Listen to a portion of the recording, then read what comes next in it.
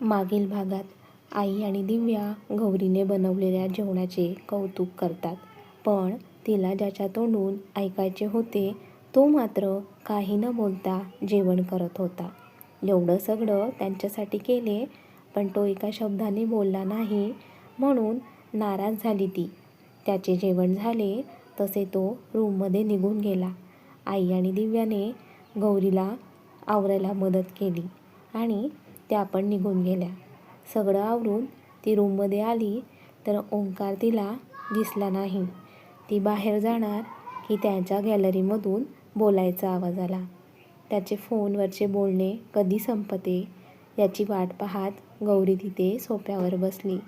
15 ते 20 मिनिटांनी त्याचे बोलणे झाले आणि तो आत आला तर गौरी उठून त्याच्यासमोर येऊन उभी राहिली.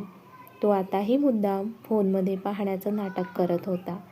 तिने त्याचा मोबाईल त्याच्या हातातून काढून घेतला आणि बेडवर टाकला.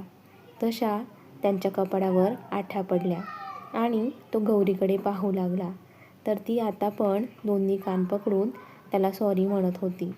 तो मुद्दाम वळून उभा राहिला. आता गौरीच्या डोळ्यात पाणी आले. तिने पटकन त्याला मागून मिठी मारली. तिने मिठी मारताच ओंकारने डोळे मिटून घेतले आणि डोळे मिटून तो तिचा स्पर्श अनुभवत होता. खूप भारी वाटत होते त्याला, पण तो उगाच ताणत होता. ती मात्र रडत रडत त्याला सॉरी सॉरी म्हणत होती. अहो सॉरी ना, झाली चूक माझ्याकडून. त्याबद्दल मी किती वेळा सॉरी पण बोलले ना. आता सोडा ना तुमचा राग. किती असे मला टाळणार आहात. माझ्याशी बोलावे तर लागेलच ना.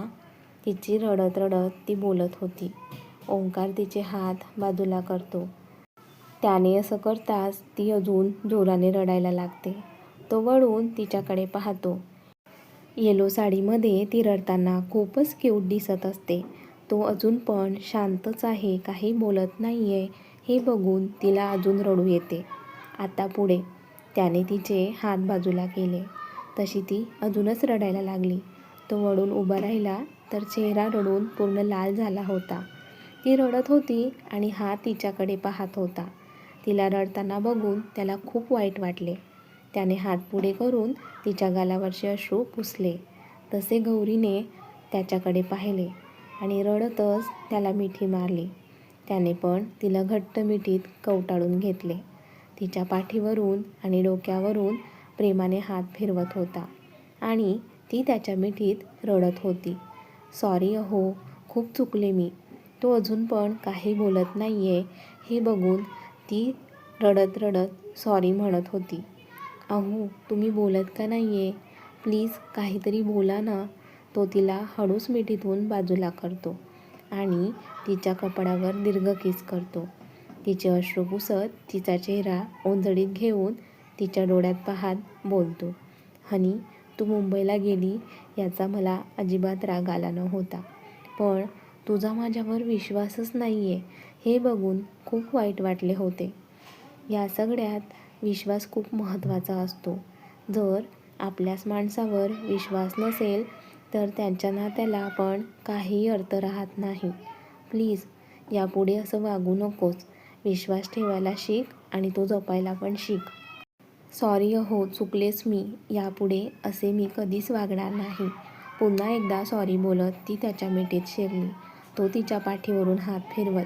हनी, खरंच खूप रागवलं होतं तुझ्यावर, पण तू माझा राग घालवण्यासाठी एवढं सगळं केलं ते बघून खूप आनंद झाला हनी.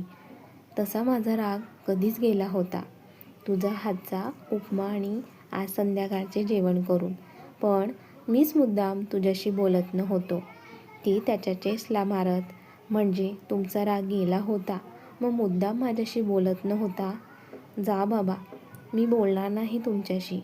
खूप वाईट आहात तुम्ही. हनी, काय हे. तो तिचे हात पकडत बोलतो. आता का पकडले माझे हात, सोडा. तो तिच्या हातांवर त्याचे ओठ टेकवत. हे हात सोडण्यासाठी पकडलेले नाहीये. त्याचे बोलणे ऐकून तिचा चेहरा पिंकिश होतो. ती विषय बदलत. आईस्क्रीम खाणार. आता माझी बायको एवढ्या प्रेमाने विचारते तर नक्की खाईल. तिला खूप आनंद होतो. मी आलेच आणि ती आईस्क्रीम घ्यायला खाली येते. आई आणि दिव्याने आधीच आईस्क्रीम खाऊन त्यांच्या रूममध्ये त्या निघून गेल्या होत्या. गौरी दोघांसाठी आईस्क्रीम घेते आणि वर येते. ओंकार सोफ्यावर बसून तिने डेकोरेट केलेल्या रूमकडे पाहत असतो. बायको, मला मनवण्यासाठी तू असं काही करशील वाटले नव्हते मला, तो हसत बोलतो. तोच गौरी दोघांसाठी आईस्क्रीम घेऊन येते आणि त्याच्या शेजारी येऊन बसते. बाऊलमध्ये राजभोग आईस्क्रीम बघून त्याच्या चेहऱ्यावर स्माईल येते. गौरी तर त्याच्याकडेच पाहत असते. आईस्क्रीम बघून त्याला झालेला आनंद बघून ती हॅपी होते. तो स्पूनमध्ये आईस्क्रीम घेतो आणि तिच्यासमोर पकडतो. ती पण हसतच आईस्क्रीम खाते. आता ती पण त्याला खाऊ घालते. दोघं एकमेकांना आईस्क्रीम भरवत असतात. आईस्क्रीम खाऊन झाल्यानंतर ओंकार गौरीचा हात पकडून तिला त्याच्या मांडीवर बसवतो. तशी गौरीच्या अंगात गोड शिरशिरी येते. खूप प्रेमाने तो तिच्याकडे पाहत होता आणि त्याच्या अशा पाहण्याने ती चांगलीच लाजली होती. हनी, तू मला एवढा त्रास दिला, पण त्याची शिक्षा मी तुला दिलीच नाही ना. तशी ती डोळे मोठे करून त्याच्याकडे पाहते. ते तुम्ही मला काय शिक्षा देणार? ती शिक्षा मान्य असेल मला, ती नाराजीच्या सुरात म्हणते. त्याला तर जाम हसू येत होते, पण तिची मज्जा घ्यायची होती त्याला. त्याच्या अशा बोलण्याने ती चांगलीच घाबरली होती, कारण तिने ओंकारला खूप त्रास दिला होता. त्याची शिक्षा ओंकार काय देतो याचे तिला टेन्शन आले होते. तिचा पडलेला चेहरा बघून ओंकारला हसू येते. त्याला हसताना बघून ती गोंधळून त्याच्याकडे पाहत असते. बायको, चेहरा पडायला काय झाले? मी काही तुला जळत्या आगीवर चालायला नाही सांगणार आहे. माझी शिक्षा तर तुझ्यासारखी क्यूट आहे. तिच्या चिनला पकडून तो बोलतो. आता कुठे तिचा पडलेला चेहरा आनंदी होतो. ती स्माईल करत, सांगा तुमची शिक्षा. तुम्ही जे सांगाल ते मी करायला तयार आहे. ओंकार पण हसत, मी जे सांगेल ते करावं लागेल. हो, करेल मी. बघ बरं, मागे नाही व्हायचे. नाही होणार मागे. तुम्ही सांगा. तसा तो त्याचे ओठ तिच्या ओठांजवळ नेतो. ते मला तू छान किस कर, एवढीच शिक्षा आहे माझी. ती आनंदाच्या भरात, हां एवढंच ना, त्यात काय, ते तर मी आणि ती बोलायची थांबते. तिच्या लक्षात येते ओंकार तिला किस कर म्हणून सांगत आहे आणि ती तर बोलायच्या ओघात बोलून गेली. त्यात ते तर मी. ती जीभ चावून त्याच्याकडे पाहत असते आणि तो मिश्किलपणे हसत असतो. आता लाजून ती खाली पाहते. काय बोलावे तिला कळत नव्हते. ते दुसरं काहीतरी सांगा ना, ती अडखळत बोलते. ते मला वॉशरूमला जायचं आहे. ती उठून जाणार की ओंकारने तिचा हात पकडून तिला जवळ ओढले. आता तर एवढा घट्ट पकडले होते की तिला हलताही येत नव्हते. तिला माहिती होते तिचा नवरा किती हट्टी आहे म्हणून. आज केस केल्याशिवाय तिची सुटका नाही हे माहिती होते तिला. तो काही बोलायच्या आधीच ती त्याच्या डोळ्यांवर तिचा हात ठेवते आणि त्याच्या दोन्ही गालावर किस करते. तिने आज स्वतःहून त्याच्या दोन्ही गालांवर किस केल्यामुळे तो तर भानच हरपतो आणि ते बघून गौरी हळूच त्याच्या मांडीवरून उठून बेडवर जाऊन बसते. त्याला कळतच नाही. त्याला असे शांत बसलेले बघून ती त्याला प्रेमाने आवाज देते, अहो अहो, आणि त्या आवाजाने तो भानावर येतो. तिला समोर बेडवर बसलेले बघून, ही कधी गेली बेडवर? तशी तीच बोलते, तुम्ही माझ्या विचारांमध्ये होता तेव्हाच बेडवर आले मी. गौरी, तू ना खूप खोटं बोलायला लागली आहेस, तो उठून तिच्याजवळ येत बोलतो. आता मी काय केले? तू फसवले आहे मला. मी तुला काय मागितले होते आणि तू काय दिले? चल, मला जे पाहिजे ते दे लवकर. असे कसे देऊ? मला जे द्यायचे होते ते दिले मी. ती बेडवरून दुसऱ्या बाजूला जात बोलते. तिला माहिती होते ओंकार काही तिला सोडणार नाही म्हणून. गौरी, प्लीज दे. नाही देणार. तो पिलो तिच्या अंगावर फेकतो. अहो काय हे? ती पिलो कॅच करत बोलते. गौरी, माझ्याजवळ ये.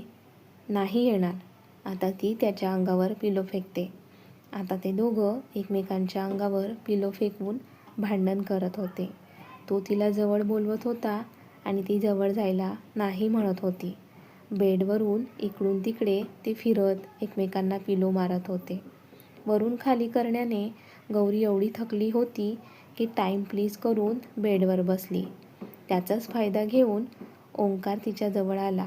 ती तिचे श्वास कंट्रोल करण्याचा प्रयत्न करत होती की ओंकारने तिच्या आजूबाजूला बेडवर हात ठेवून दोघं हातात तिला बंदिस्त केले. आता कुठे पडशील, तिच्या डोळ्यात पाहत तो बोलतो. तो एवढ्या जवळ आल्याने तिचे हार्ट बीट्स अजून वाढले. तो मात्र एकटक तिच्या डोळ्यात पाहत होता. ती घाबरत घाबरत हळूहळू मागे सरकत होती आणि तसे करत ती बेडवर आडवी झाली. ओंकार पण हळूहळू तिच्यासोबत पुढे सरकत असल्यामुळे आता ती खाली आणि तो तिच्यावरून होता. दोघांचे चेहरे एकमेकांच्या समोर होते. काही वेळासाठी ती पण त्याच्या डोळ्यात पाहण्यात हरवली. तो चुटकी वाजवतो आणि ती भानावर येते. काय मग, देते ना मी जे मागितले आहे ते. तशी ती लाजून तिचा चेहरा फिरवून घेते. तो तिच्या चिनला पकडून तिचा चेहरा सरळ करतो आणि तिच्या कपाळावर ओठ टेकवून दीर्घ किस करतो. तिच्या वरून बाजूला होत शेजारी आडवा होतो. आता दोघे सरळ झोपले होते आणि वर छताकडे पाहत होते. 10-15 मिनिटांनी सोबतच कोस बदलतात. तशी त्यांची नजरानजर होते. झोपली नाहीस, तो तिला विचारतो. ते मला झोप नाही येत आहे. तसा तो त्याचे दोन्ही हात पुढे करतो आणि ते वेळ न वाया घालवता त्याच्या मिठीत जाते. काय झाले, झोप का येत नाही आहे? माहिती नाही, ती बोलते. तो तिच्या डोक्यावरून पाठीवरून प्रेमाने हात फिरवत असतो. अहो, तुम्हाला माझी आठवण यायची का? कारण मी मुंबईला गेल्यापासून तुम्ही मला फोन मेसेज काहीही केला नाही. मी केला नाही तर तू पण नाही केला ना, तो बोलतो. ते काय झाले? तू मुंबईला जावे याला माझी काही हरकत नव्हती, पण तू जो राग मनात घेऊन गेली होती ते मला अजिबात आवडले नव्हते. आणि आता जे काही तू बोलली, फोन मेसेज सगळं मी तुला बोलायला हवं होतं. पण आपण तर चुका करून स्वतःच बोलायचे असे ठरवले आहे वाटतं. तिची मस्करी करत तो म्हटला. अहो, असे काही नाही आहे. मग कसे आहे गौरी? तेव्हा मी तुला किती समजवण्याचा प्रयत्न केला, पण तेव्हा तुला माझे काही ऐकूनच घ्यायचे नव्हते. माझे काही ऐकून न घेता निघून गेली होतीस तू. हो, मान्य आहे, मी रागात मुंबईला गेले, पण तुम्हीच मला तिथे सोडले ना. तो किंचित उठून तिच्याकडे पाहत. मॅडम, आपण ऐकायलाच तयार नव्हता. त्यात ट्रेनने जायचं म्हणत होता. त्यात आपला नवरा एवढा लांबचा प्रवास करून पहाटे पहाटे घरी आला. त्याला आराम करायचा असं तू सांगायला हवे होते. तर आपण मुंबईला जायचा हट्ट करत होत्या. सॉरी ना, ती क्यूट फेस करून त्याच्याकडे पाहत बोलते. तो काही बोलत नाही आहे हे बघून ती त्याच्या कपाळावर, त्यानंतर दोन्ही गालावर किस करत, मी मुंबईला रागाच्या भरात गेले, पण एक दिवसही असा नव्हता की मला तुमची आठवण आली नसेल. मला प्रत्येक सेकंदाला तुमची आठवण येत होती. खूप मिस करत होते तुम्हाला. तुमच्याशिवाय तिकडे कशी राहिले माझे मलाच माहिती. तो पण तिच्या कपाळावर ओठ टेकवत. तुला काय वाटतं, मी तुला मिस नाही केले? तू गेली त्या दिवसापासून मी तुला मिस केले आहे. घरी आलो की तुझी आठवण यायची, म्हणून मी माझा जास्त वेळ ऑफिसमध्ये घालायचो. तुझ्यापेक्षा जास्त मिस मी केले आहे बायको तुला. बरं, तू आल्यापासून मी तुला विचारलेच नाही, पेपर कसे गेले? अहो, पेपर खूप छान गेले. आज तिची खूप बडबड चालू होती आणि आपला हिरो तिची बडबड ऐकण्यात गुंग होता. तो तिला जवळ घेऊन बेडवर आडवा झाला आणि मिठीत घेतले.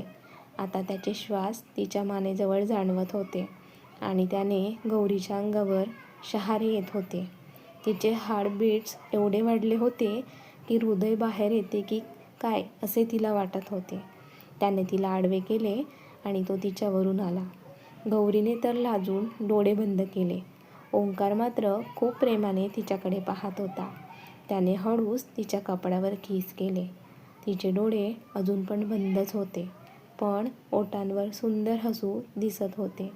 त्यानंतर तिच्या बंद डोळ्यांवर किस केले आणि तसाच खाली सरकून तिच्या दोन्ही गालांवर पण किस केले. आता त्याचे श्वास तिला तिच्या ओठांजवळ जाणवत होते आणि ती लाजत असल्यामुळे तिचे ओठ पण हलत होते. ओंकारने हळूच तिच्या ओठांवर ओठ टेकवले आणि तिला किस करू लागला. हळूहळू गौरी पण त्याला साथ देत होती. दोघं एकमेकांना पॅशनेटली किस करत होते. आता दोघांचे श्वास जवळ झाले होते तसे ते बाजूला झाले. ओंकारने तिच्या मानेजवळ चेहरा नेला आणि तिच्या मानेवर त्याचे ओठ फिरवत एक लव बाईट दिला. ती तर लाजून लाल झाली होती. ओंकारचे असे प्रेम करणे खूप आवडले होते तिला. त्याने पुन्हा तिला मिठीत घेतले आणि तिच्या पाठीवरून प्रेमाने हात फिरवू लागला. गौरीला पण त्याच्या मिठीत खूप भारी वाटत होते.